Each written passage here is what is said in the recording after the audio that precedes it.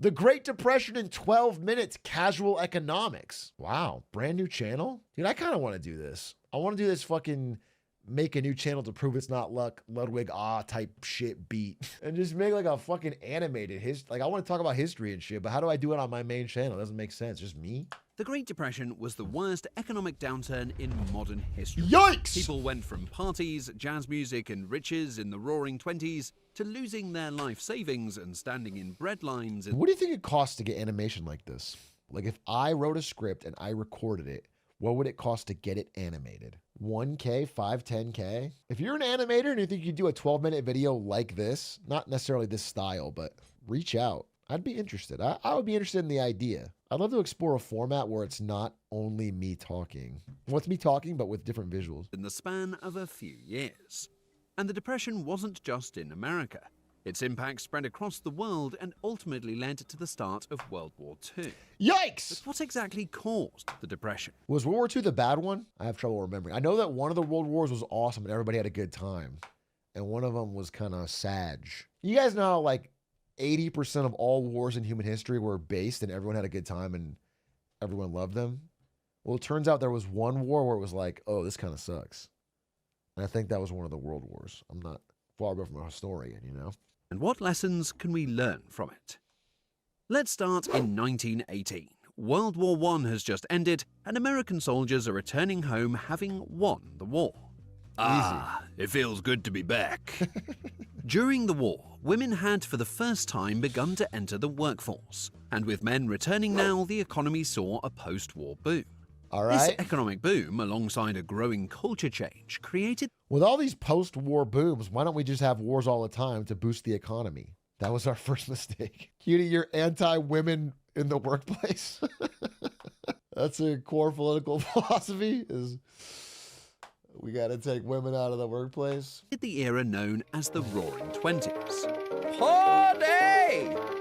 At this time in Detroit, Michigan, a man named Henry Ford would revolutionize transportation with the famously really tolerant of Jewish people, Henry Ford. One of his biggest accomplishments. One thing he was big about is tolerance.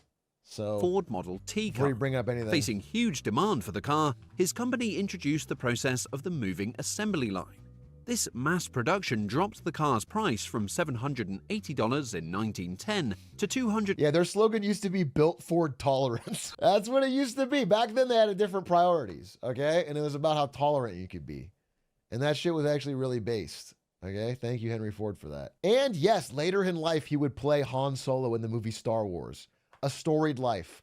A very storied life for Henry Ford. Just a man that lived and breathed, you know? $190 in 1924, making it the first inexpensive car for the masses. By 1927, the 15 millionth Model T would roll out of the factory. Sheesh.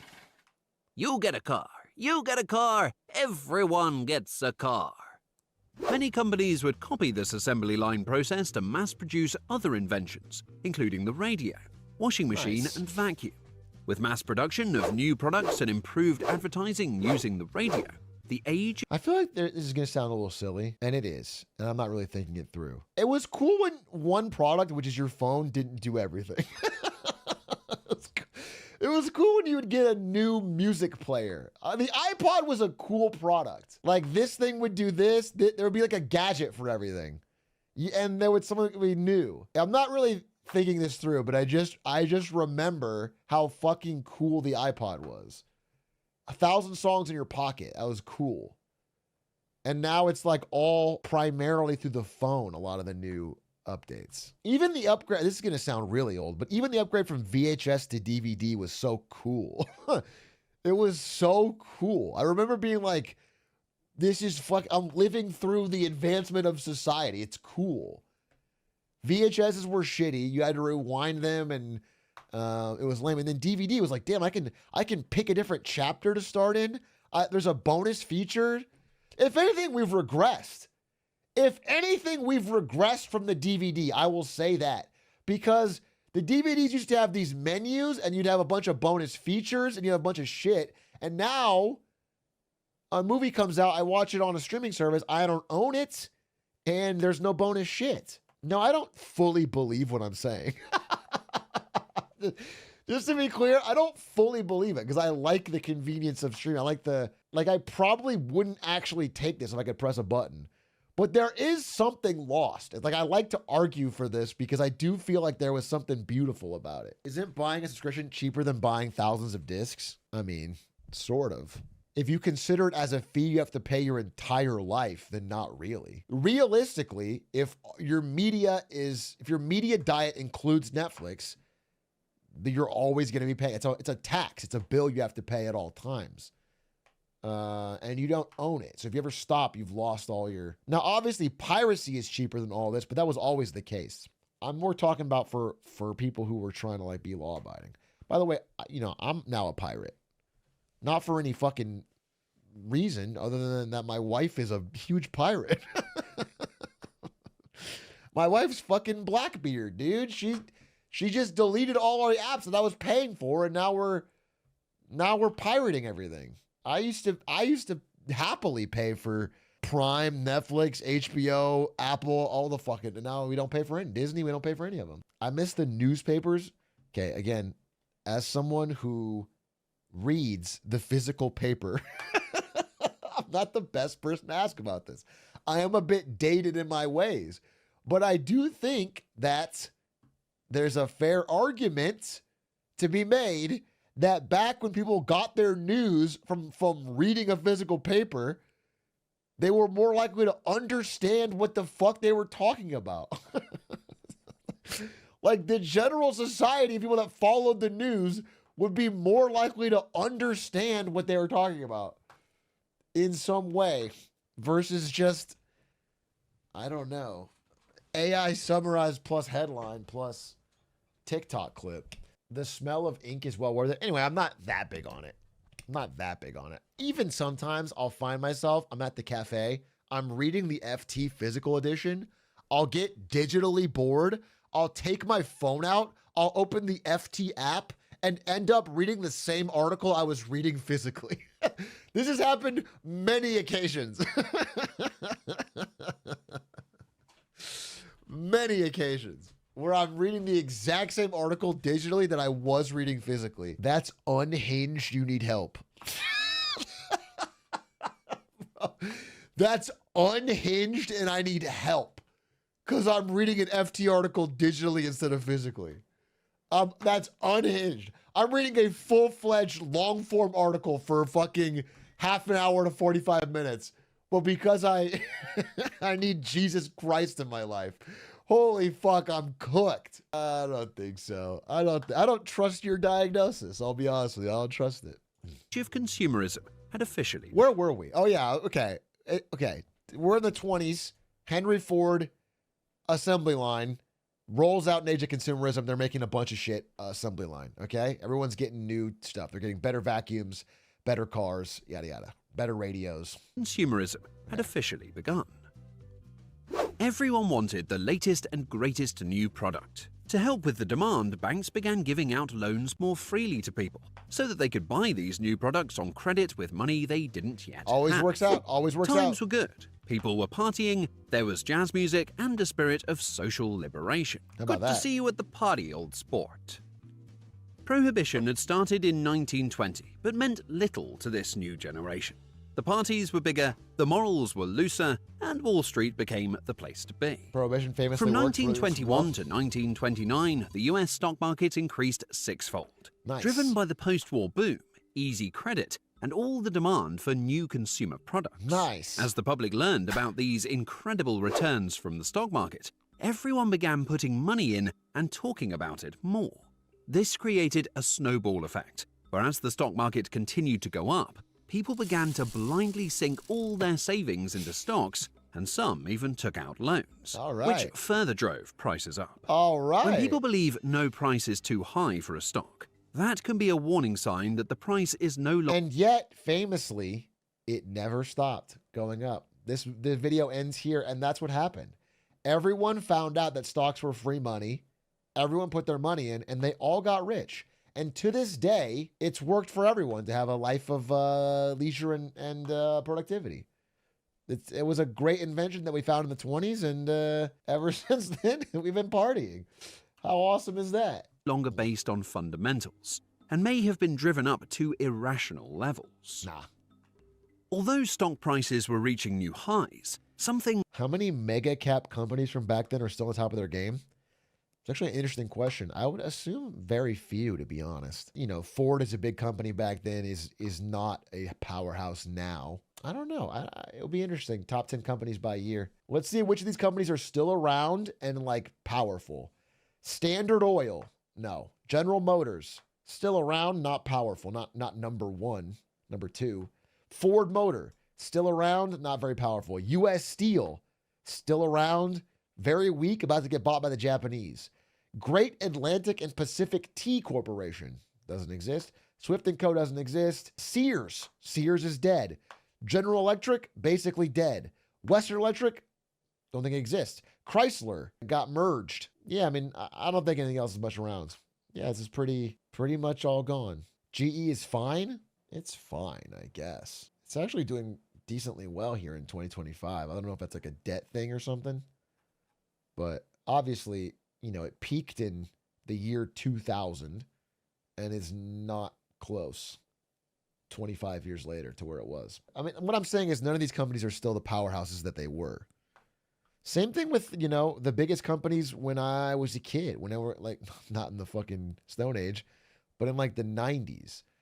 When I remember growing up and the biggest companies in the world were all like oil companies, and yeah, it was Walmart, ExxonMobil, AT&T, General Electric, still Sears actually. Wow. Dude, in 1995, the middle of the 90s, the biggest three companies in America were General Motors, Ford, and ExxonMobil. That's crazy because none of those guys are close now. I mean, Exxon's still big, but not even close. Yeah, I'm like the biggest tech company in 1995 is like, I'm scrolling. Coke, Pepsi. There's not a tech company on here. The biggest tech company in 1995 is HP, Hewlett Packard at 22. I'm sorry. I guess IBM at 7. I guess IBM. Exxon has grown a ton since 1995. All companies on this list have grown in terms of, well, not all of them, but most of them have.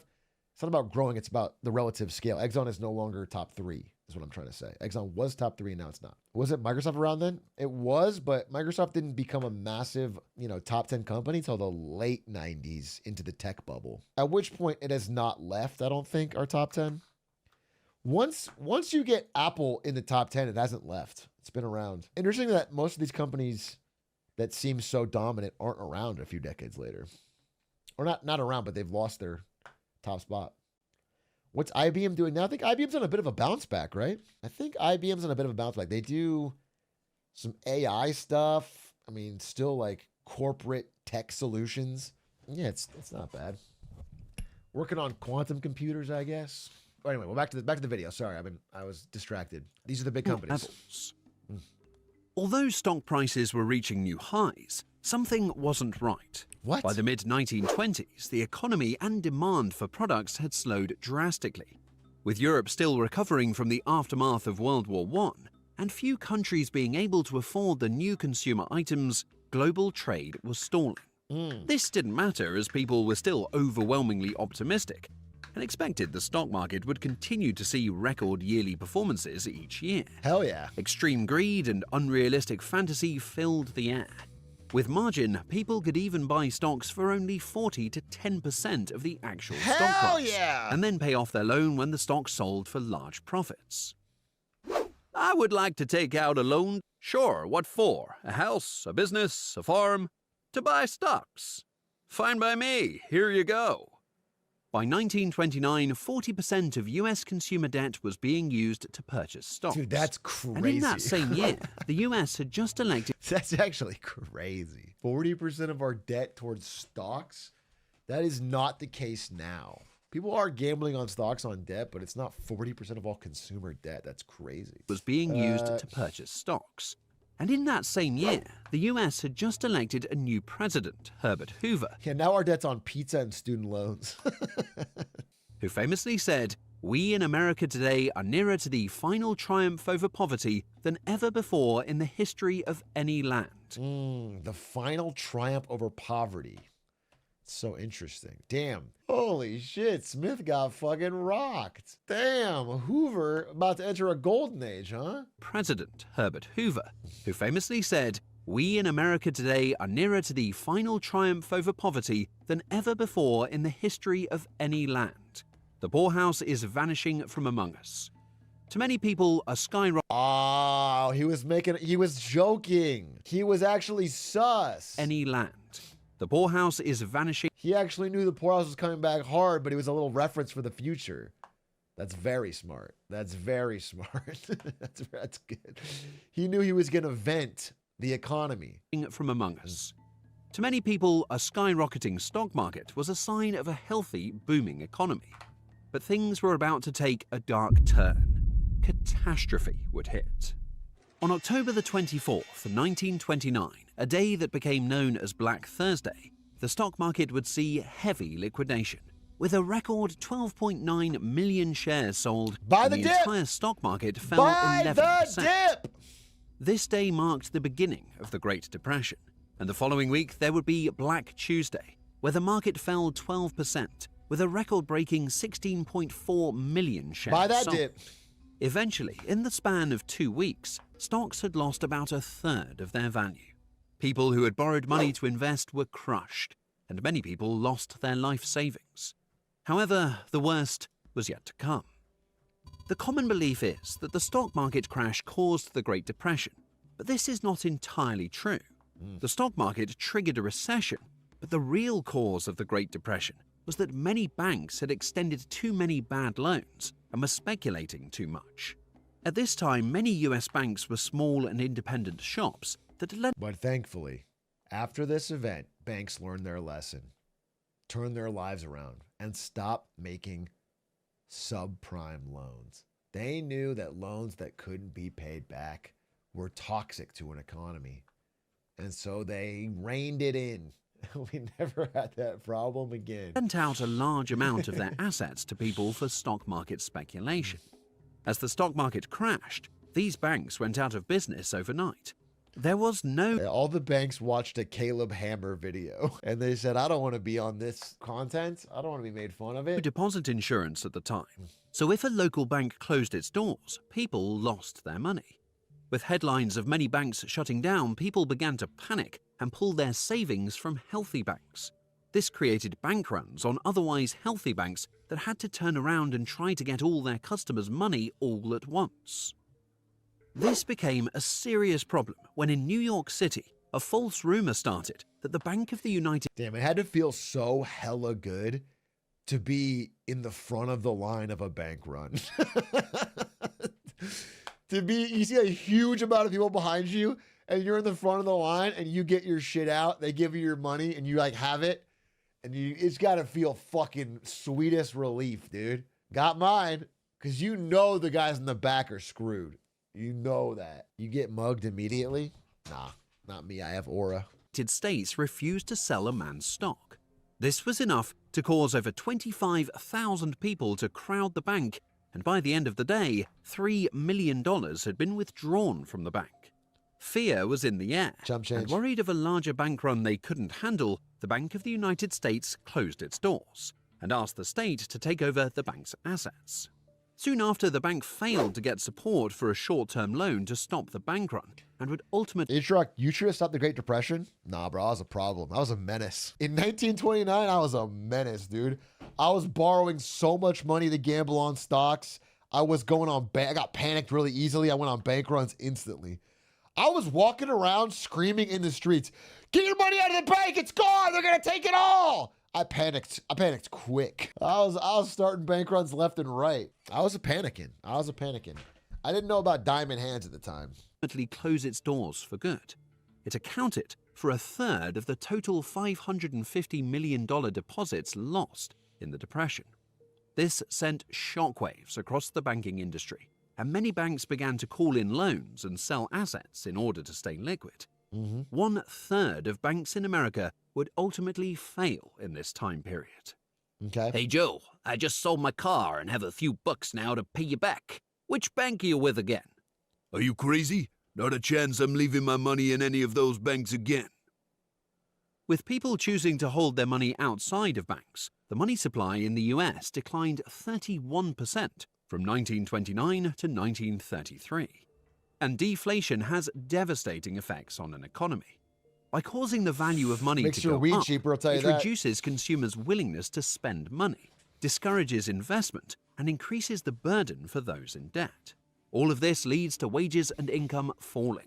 And through this all, the Federal Reserve stood back, allowing this money supply contraction and the banking failures to happen without any intervention. A crucial mistake that has been widely criticized for making the Depression Free coffee much worse and than it donuts needed for to the be. unemployed. Through all of this, US President Herbert Hoover had no idea how to fix this and would largely be blamed for the lasting duration of the Depression. Poor Hoover. Following the initial stock market crash, there was a growing sentiment for isolationist and protectionist policies. In 1930, he passed the Smoot-Hawley Tariff Act to protect US farmers and other industries from foreign competitors. It increased And that solved it. If you can believe it, that fucking solved it. It's fucking beautiful. That's what he was a visionary. He realized that by restricting trade, he could drive up the American economy, and it worked. What a brilliant bastard. It worked. And to this day, liberals have tried to keep his brilliant ideas hidden behind lock and key until thankfully my God, King, Lord, Savior, Donald J. Trump, salute, finally unearthed the ancient tomes 100 years later and brought it back.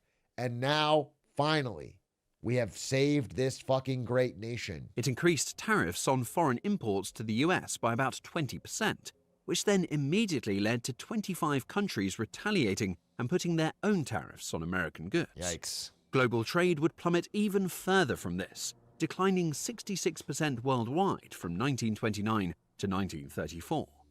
Global trade was a relatively small piece of the American economy at the time, but this policy only made things worse. In total, the Great Depression would last over... It's a good thing global trade isn't a much bigger part of the American economy nowadays, and therefore amplifying the problem of these tariffs significantly. That's good. We make everything at home now. It's one of the big lessons we had of the Great Depression is that we should make everything at home, and now we do.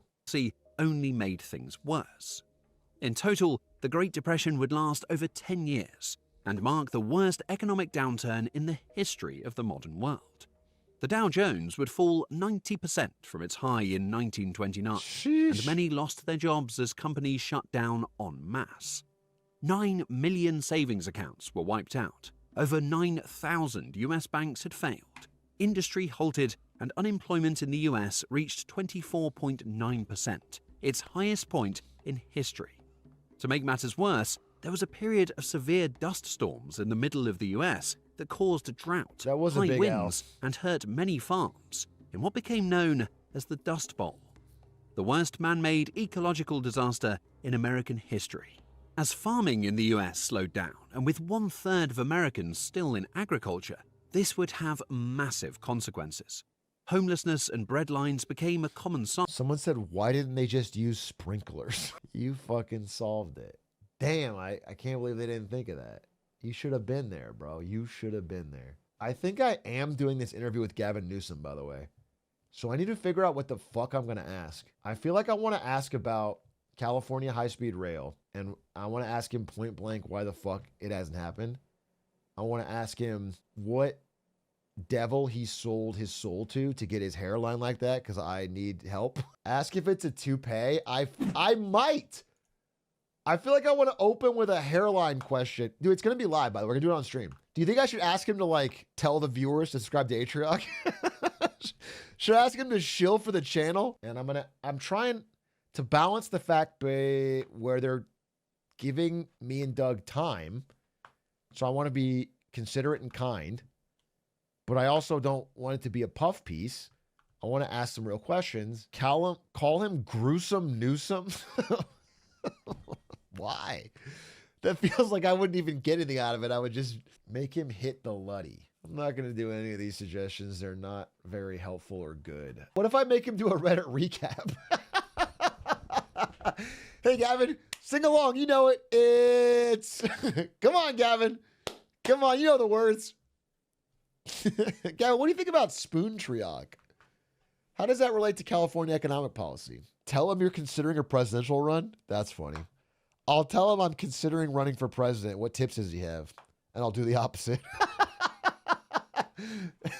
Nudge, nudge. Based on your success, I don't know. I want it to be good. And I watched the video. Sorry, I watched the video. But I would, you know, I'm a little nervous in that I want to do a good job, but I also want to, I don't know. I don't want it to be a puff piece, so I need to fucking figure out. Doug's going to have his own questions, and we only get like 30 minutes, so it's not, you know, I don't want to overhype it, but if it happens, it happens. He's probably just as nervous. Don't worry. Do you think Gavin Newsom is hanging out with his friends and family right now? Like, it's Big A. I just don't want to make a fool of myself. Like, should I say something about spoon Atrioc? Or should I play it cool? Should I moo? Yeah, I think he probably is. Should I say you should stop interviewing woke libs like Charlie Kirk and say we're about to get actually conservative on this fucking broadcast and then talk about some real shit? That's not a bad idea. Right. In America, there would be 34 million people without any income. Shantytowns began appearing across the country and got the nickname Hoovervilles after the now disgraced president. Could it get any... When a huge amount of people are homeless in your country and they name their shantytowns after you, that's a pretty big L. That is it's kind of like Clancyville in a way. Yeah. We're going to be calling them Clancyvilles pretty soon. Clancyville's prosperous though. It has the illusion of prosperity. Clancyville's very Pyongyang coded. It's very North Korea, dude. You look around and everything looks built and beautiful, but it's very much a facade. The underbelly is not good. They don't show the slums of Clancyville. Worse. In 1932, the US elected President Franklin D. Roosevelt, who promised drastic changes and action to get the country out of the Depression. With the New Deal program, for helping the needy, he established a minimum... Hey, Atrioc, genuinely curious. 75% don't have jobs. How to visualize how bad it was. Still a huge majority, right? Listen, 1 in 4 people looking for jobs not being able to get one is horrendously bad. It's like the depths of a bad depression. And that has many knock-on effects. So, right, if you are offering a job, let's say I have a factory and I want to hire 5 people. Well, that means there's hundreds and hundreds of applicants, and I can give them the lowest possible wages. Because if they don't want it and they walk, I can get someone else. So the jobs that do remain are extremely low wage, and I can work them longer and harder because there's no competition. Call me Franklin the way my D getting Rose felt. Good follow-up to my thought on unemployment. Wage, overtime pay, unemployment insurance, and a social security program. As for major banking reforms, he enacted federal deposit insurance on bank deposits to help prevent bank runs. Okay, it's a genuine question. Why doesn't buying the dip stop a company stock from tanking? Well, do you mean you specifically? If everyone did it, then that would stop it. But what's happening is more people are selling than buying. So you buying the dip is a smaller drop in a bigger ocean. And he also added the Securities and Exchange Commission for better reporting and scrutiny on public companies. FDR's New Deal programs helped to stabilize the banking industry and restore the public's confidence.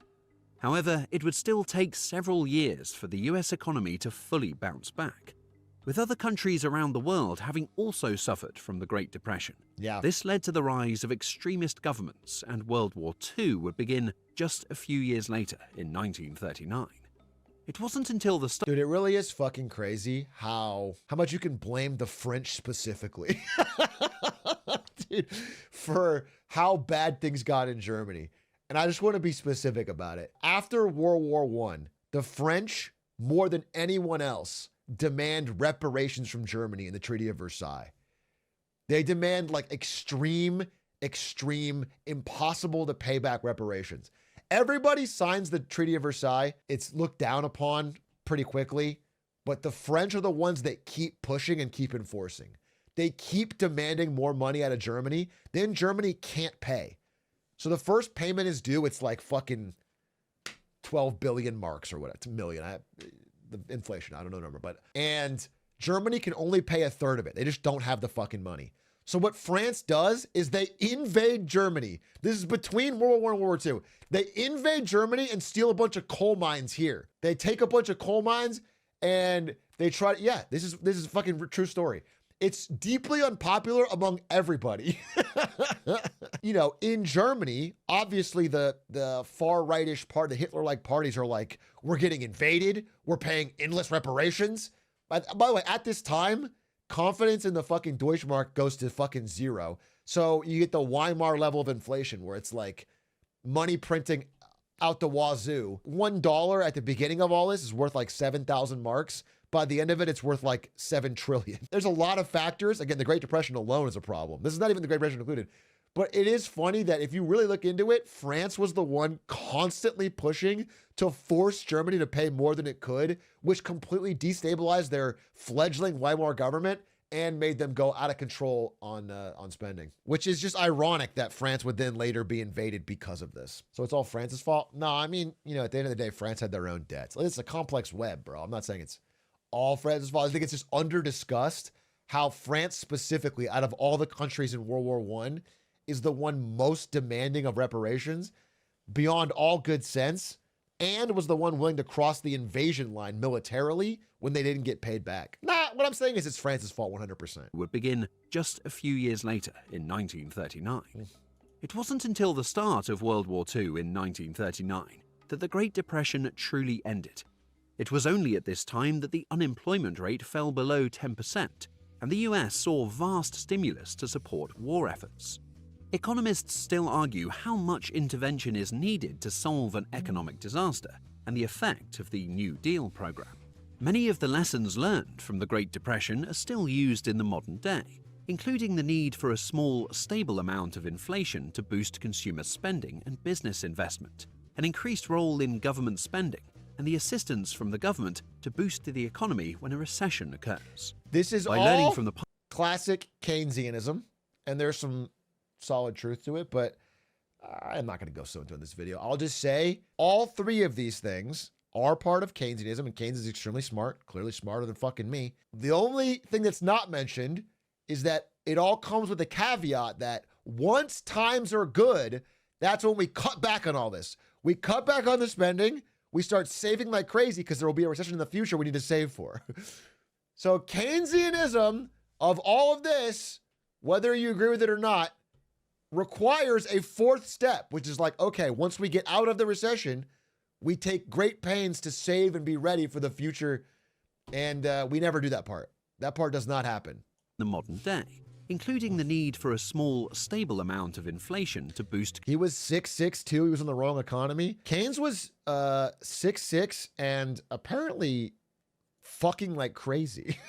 Dude, I just read this biography of Keynes, dude, that we're gonna do for the book club. There's parts in that book where it's like fucking and sucking, dude. That's crazy, dude. Bro is fucking, sucking, blowing, jerking. Dude, he's gay for the first third of the book. Then he finds this ballerina girl that he falls in love with. This, I mean, it's not a fictional book. It's a true book. It's like she knew he was gay, but wanted him to fall in love with her, so she wore men's pajamas. And then they're like directly reading some letters they wrote to each other about how like he used to be gay, but they found ways to make it work using their hands and mouths. It's graphic, dude. And like, I'm telling you, 95% of the book is about the fucking economy. Not the fucking economy. Actually, 95% is about the economy and 5% is about the fucking economy. 95 is about the economy. It's about post World War I economic troubles and how that led to World War II, and debates about the gold standard, and you know, and then it'll just have like this letter from Keynes, like, I want to be inside you. Just like some crazy shit. It's very, very, very, very interesting, funny read. I gotta be honest with you. Anyway, that was his big takeaway in this insanely insane economic period. And it wasn't truly followed, you know? Consumer spending and business investment, an increased role in government spending, and the assistance from the government to boost the economy when a recession occurs.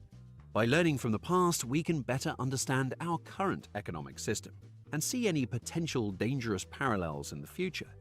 In the end, it was greed that drove people to believe that there was no price too high for a stock and made many banks take on bad loans. And just like all bubbles, An overinflated market always sees the same ending of a painful crash. Nah, If you enjoyed this, nah. Wrong. Stocks always go up, dumb shit. Stupid fucking video. Nah, we'd win. Anyway, long react, but good video. Shout out to Casual Economics. I did enjoy that. And I do kind of want to make a video like this. I would love to find an animator. I think it'd be cool.